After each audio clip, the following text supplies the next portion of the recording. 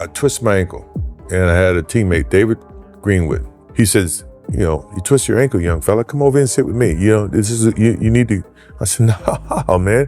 I'm trying to make a name for myself. There's no way I can sit. I need to get out there and show what I'm capable of. I want to play. I want to win. I want to make an impact. It might not be in the team's best interest, in your best interest, to play all 82. Is that something you've thought about at all since you made the goal? Maybe that's a goal, but we'll see. The next day, I'm available to go and be in the pro. If OBJ shows up, he might score 100. And it's just basketball. At the end of the day, it's just basketball. At the end of the day, it's just basketball. But Michael Jordan managed to ignite a massive debate with a single, savage sentence that many believe cut straight to the core of LeBron James's legacy. When you hear what Jordan said, it becomes clear this wasn't casual shade or playful rivalry. It was a sharp, calculated remark that challenged everything LeBron represents. And to many fans, it felt like a complete teardown rather than simple criticism. They're coming to watch me play. I don't want to miss that opportunity. Now, physically, if I can't do it, then I can't do it. But physically, if I can do it, and I just don't feel like doing it, that's a whole different level. Michael Jordan went live on NBC, staring straight into the camera and dropping a line so cold that every NBA superstar probably felt their chest tighten. He spoke about the fans, the ones who give up their time, money, and energy just to watch a single game, and what it truly means to be great. He drew a clear line between playing for legacy and playing for a paycheck. And here's the craziest part. This wasn't some casual interview. Jordan was stepping out of the shadows to send a message loud and clear. While LeBron has been coasting, sitting out games, and calling basketball just a game, Jordan reminded everyone what greatness really looks like. What he revealed about today's NBA is enough to make anyone rethink every so-called superstar. Here's how it went down. NBC brought back NBA coverage for the first time in over 20 years, and they pulled off something legendary. They got Michael Jordan to return, not as a player, but as a special contributor. Jordan rarely speaks publicly. He has been mostly absent for decades, appearing only for business or brand-related matters. Actual basketball commentary from him is almost unheard of. So when NBC announced he would share his raw, unfiltered thoughts, the entire basketball world stopped scrolling to tune in. At first, Jordan spoke about legacy, competition, and paying it forward. It seemed standard, but then came the second segment. Load management. Jordan didn't hold back. He stated plainly that load management shouldn't even exist. Every game, he said, is an opportunity to prove yourself. He asked the audience, what do you think of when you hear the term load management? From that moment, the tone shifted completely. Jordan got real. He spoke about the fans and the cheap seats, those who had worked their entire lives just to afford a single ticket to see him play. He said those fans mattered to him. For Jordan, stepping onto the court wasn't about ego. It was about respect, honoring the people who saved every dollar to witness a once-in-a-lifetime performance. Think of when you hear the term load management thrown around? It shouldn't be needed, first and foremost. I never wanted to miss a game because it was an opportunity to prove. It was something that I felt like, the fans are there to watch me play. I want to impress. Think about that for a second. Jordan was talking about duty, responsibility, and what it truly means to carry greatness on your back. When you're making $40 or $50 million a year, he said, you owe it to the people paying to see you to actually show up. If you're physically able to play, you play. No excuses, no rest days, no load management. You lace up and compete. Jordan didn't drop any names. He didn't need to. Everyone watching knew exactly who he meant.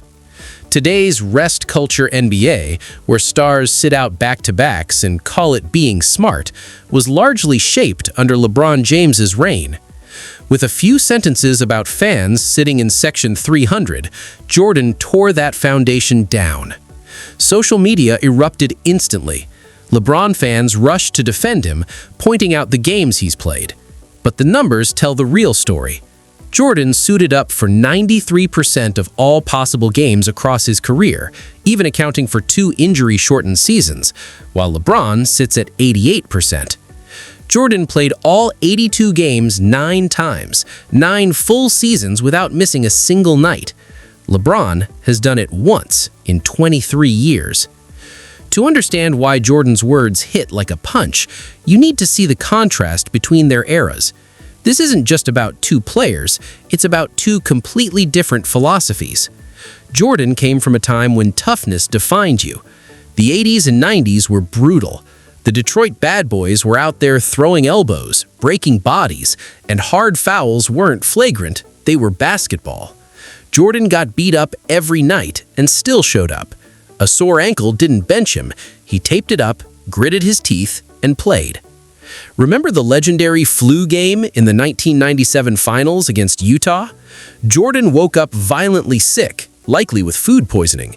He could barely stand, but he suited up, skipped warm-ups, and still scored 38 points, leading the Bulls to a win that put them 1 game from another championship. By the end, he collapsed into Scottie Pippen's arms, completely drained. That's the difference. Jordan didn't just play basketball, he lived it. That's the mentality he's talking about, the standard every true competitor once lived by. It wasn't just him. Kobe Bryant shared that same fire. When asked why he didn't sit out injured, he said, "What about the fans who saved up to see me play just once?" Magic Johnson, Larry Bird, Kevin Garnett, every legend understood that competing mattered more than comfort. Garnett spent years in Minnesota with weak rosters, but went out every night like it was Game 7. These players would have played for free because basketball was their oxygen. Then 2016 came, and everything changed. Kobe retired, Tim Duncan retired, Kevin Garnett retired, the last of the old-school warriors who remembered basketball was about respect, grit, and pride. When they left, that mentality vanished. Into that void stepped LeBron James, the self-proclaimed king who reshaped the NBA's culture. And his culture, Jordan implied, is the complete opposite of everything he stood for. That watch me play. I want to impress that guy way up on top who probably worked his ass off to get a ticket or to get money to buy the ticket. You really cared about the guy who sat in the top deck at the Palace in Auburn Hills to watch you when you came to Detroit? Yeah, because I know he's probably yelling at me and I want to shut him up. Here's where it gets wild. LeBron has always had a confusing relationship with load management. Sometimes he acts like he's built from steel, Iron Man LeBron, untouchable and unstoppable. Other times, he's the biggest advocate for resting stars, treating it like self-care Sunday. Back in 2024, when Joel Embiid faced criticism for missing games, LeBron jumped online to defend him. He went on a long rant, saying players know their own bodies best and telling critics to back off, insisting load management is necessary. But when you look at LeBron's own record, it's all over the place. For the first 15 years of his career, he was a machine, rarely injured, always available, delivering night after night. But during his second Cleveland stint, and especially after moving to Los Angeles, things changed. The Iron Man started needing more rest. The King began sitting out more games than ever. In 7 seasons with the Lakers, he's played more than 70 games only once. And now, at 40 years old, battling sciatica, he even skipped the entire preseason to be ready for opening night. Charles Barkley couldn't resist joking, "LeBron doesn't have sciatica, they just wrote old on the injury report with an extra D." Everyone laughed, but there was truth in the joke. Then came the quote that sums up everything wrong with today's mindset. After losing in the NBA Finals, LeBron looked into the camera and said, "It's just basketball at the end of the day. Just basketball." To Jordan, Kobe, and every old-school great who bled for the game, that sentence hits like a dagger. For them, basketball was never just basketball. It was their soul, poured out night after night. Imagine Michael Jordan or Kobe Bryant saying that. It would never happen. For them, every drop of sweat, Every bruise, every road trip meant something. But for LeBron, in the moment of defeat, it's all entertainment. Rings don't matter. Competition doesn't matter. That right there is the real problem with today's culture. Picture a regular fan, maybe a teacher, construction worker, or accountant. They've saved for months to buy tickets, taken a day off work, driven hours to the arena, brought their kid for a once-in-a-lifetime experience. The game is about to start, and then the announcement hits. The star player isn't playing. Not injured, not in crisis, just load management. How would that feel? Robbed. Hundreds of dollars wasted, a special moment ruined.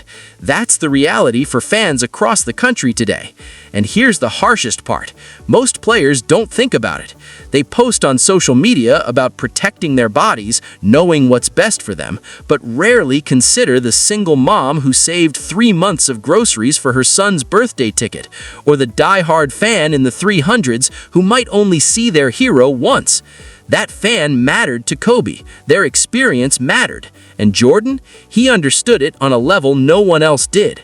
He knew the people in those nosebleed seats probably worked harder for that ticket than he did for his paycheck. That's why he showed up every night, because it was his duty, his responsibility. And then there's the financial hypocrisy. These players make $40, $50, sometimes $60 million a year, life-changing money, yet they can't show up for 70 games, can't give fans what they paid for. The fans are the reason those salaries exist. Ticket sales, merchandise, sponsorships, TV deals. It all comes from people who love the game. Jordan never forgot that. He showed up because it wasn't about